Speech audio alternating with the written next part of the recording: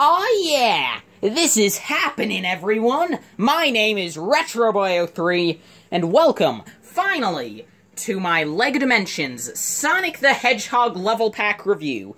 This set retails for around $30 in the US, so without further ado, let's get into the review. I feel it only makes sense to start off with the Blue Blur, the fastest thing alive, Sonic the Hedgehog! So yeah, in my opinion, this is probably one of the best minifigs that's come out of Dimensions so far, as well as just LEGO in general. Why did this take 25 years? And also, why was this only one set? I'm gonna go back on that later. But anyway, so before we take a look at the actual figure, you can see that his accessory is a yellow toilet seat. Just kidding, that's a ring. I mean, I guess that technically, it works. I guess it's kind of accurate in terms of scale, even though I much preferred how in Dimensions itself they actually used the one ring piece from LEGO Lord of the Rings.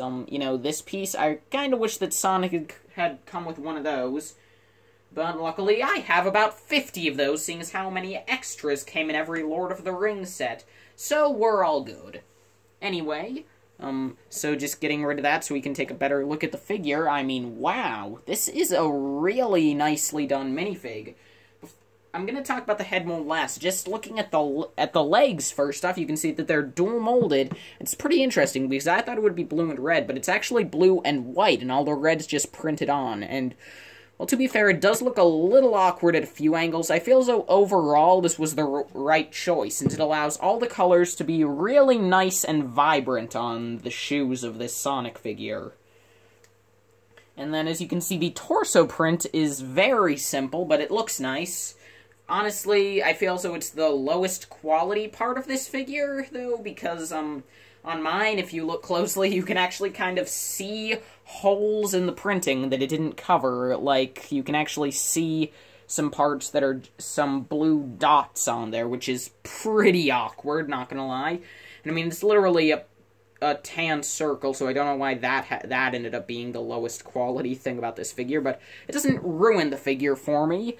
I mean, it still looks awesome. There from the back, you can see that his back printing just features two back spines, as well as Sonic's little tail, which I love.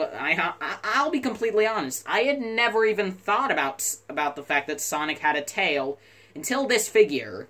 So thank you, LEGO Dimensions. Anyway, so now taking a look at the thing you've all probably been noticing, the head mold, which is just stunning. I mean, it just looks so much like the classic depiction of Sonic the Hedgehog. And I'm going to come back to that in a minute. But anyway, as you can see, he looks really nice. Again, the head mold's awesome. You have the little black nose there, which looks great. His eyes are really nice. As you can tell, he has some green eyes, because this figure is, after all, based off of the modern Sonic that we've been seeing since 1998's Sonic Adventure. And you can see that he has this awesome smirk on the side of his face, which is really nice. I mean, like, this figure really captures the personality of Sonic the Hedgehog.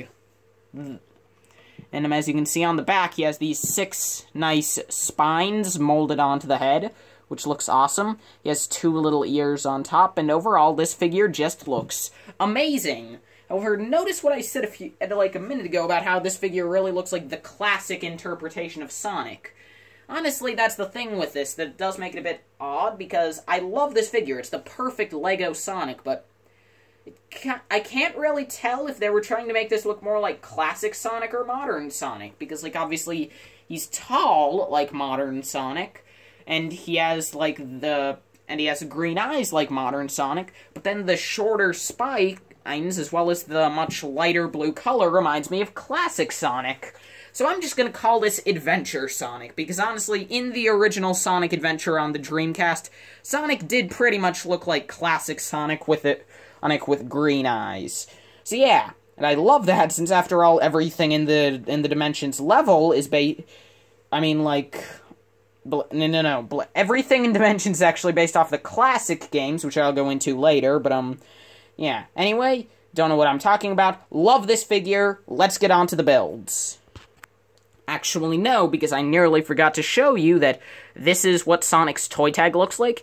It looks pretty nice with the nice checkerboard green hill pattern that we actually saw a lot in, like, the Saturn era games, like in Sonic 3D Blast as an example. And then you just have the Sonic... And then you just have Sonic on the front and the Sonic Team logo on the back. So yeah, pretty awesome. Let's get into the builds for real this time.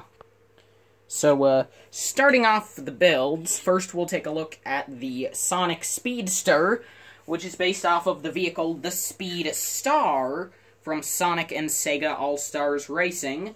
And, well, I mean, just looking at this build, I gotta say, this did a pretty nice job at capturing that vehicle's look. Like, you have this awesome print on the front, which is really nice. Like, I just gotta say, like, for such an obscure kind of vehicle, I like how LEGO made this awesome-looking print to really capture a lot of the detail here. But anyway, you can also see that there's just kind of some nice shaping also down towards the bottom with these two white tooth pieces. You have some nice windshield design here. On the back, you have these two parts which represent spines, which, again, look really nice. This build just looks amazing, in my opinion. Just, like, so accurate as, like, a chibi. Then, you have 4 red wheels, and yeah, again, very simple build, but it looks very nice. And as a bonus, it's entirely possible where if you just remove Sonic's legs and stick them on here, boom, Sonic's driving the Sonic Speedster. Whee! But, definitely a bit more interesting and iconic than the Sonic Speedster is Sonic's plane from Sonic 2 and onwards, the Tornado. Man, I can hear Sky Chasing already. And, well, just looking at the Tornado here, you can see that, again, this is just a really accurate build. I love how for the propellers, it's a very different build with the T-connector and then some cones and studs. And that's great because it allows you to have that little yellow striping on there, as well as on the wings. The wings also look really nice. Again, with that iconic yellow stripe. The bottom wings are a lot simpler, but they still work, especially since, again, this does have to rebuild 3 times. You have this great blue cheese slope for the windshield. You have this little fin on the back. Down here you have some wheels, and well, this build looks amazing. If I have one complaint, though, that isn't really a complaint, it's just nitpicking, I really wish that this set had come with, like, a torso and head for Tails to put in the Tornado, since in the game, when you have the Tornado built, Tails is the pilot. But anyway, that's just a nitpick. This build is amazing. Plus, if you really wanted to make Tails, you can just do what I'm going to do, and just take the Chima Fox head, because that looks close enough, and then just paint that. But anyway, so yeah, that's the Tornado, and now let's take a look at the next 2 builds, those being the Blue Typhoon and Crab Meat. So here are the next 2 builds. Once again, we'll start off with the blue model, here being the Blue Typhoon. And, well, it's kind of strange that this is called the Blue Typhoon, because, and I actually only learned this recently, the Blue Typhoon is actually a vehicle that exists in Sonic lore, specifically the anime Sonic X. This looks absolutely nothing like that vehicle. That vehicle kind of looks like a rebel cruiser from Star Wars, so I don't really know why this is called the Blue Typhoon. I mean, then again, the Sonic X version wasn't blue, but I digress. Anyway, this looks pretty nice, though. Kinda. I mean, it's probably my least favorite of the 6 builds included, but it's still okay. The front looks fine. The side looks pretty awful, though. It's good from the back with the wheels used as engines, and my favorite part is how to kind of create the sides of the cockpit. They use these blue tooth pieces. So yeah, that's nice, pretty simple. Now to move on to the much more interesting build here, we have Crab Meat, who, if you don't know, is a badnik from the original Green Hill Zone from Sonic 1. And while I feel as though from the front, this build actually looks pretty good, like, obviously it's not perfect, but it looks pretty nice. Like, you have the yellow eyes, you have the 2 claws, you have the 2 legs. I mean, like, you can even take these 2 light bluish gray clips to be, like, the teeth on a crab meat. But anyway, turning this around to the side, however, it's not as good, because obviously the 2 back legs don't actually come down, and on the back, they basically just used up all of the pieces from the tornado that couldn't really be used on the front, but you know what? In Sonic 1, it just kind of moved from side to side, so this is acceptable in my opinion, and heck, even in-game it moved from side to side, so yeah. So that's crab meat. It's pretty good, I'd say. Probably one of the best alternate builds I've seen from Dimensions.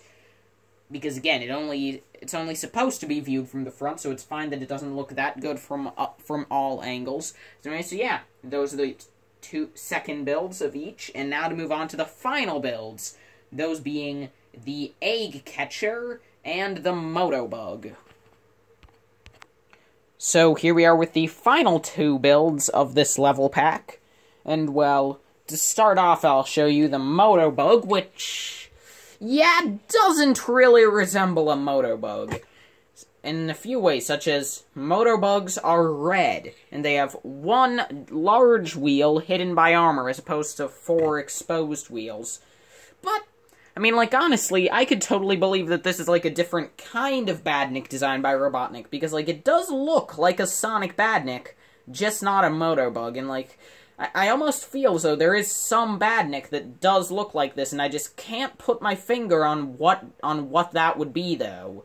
So, if any of you can tell me a Badnik that looks like this in the games, I would love to know.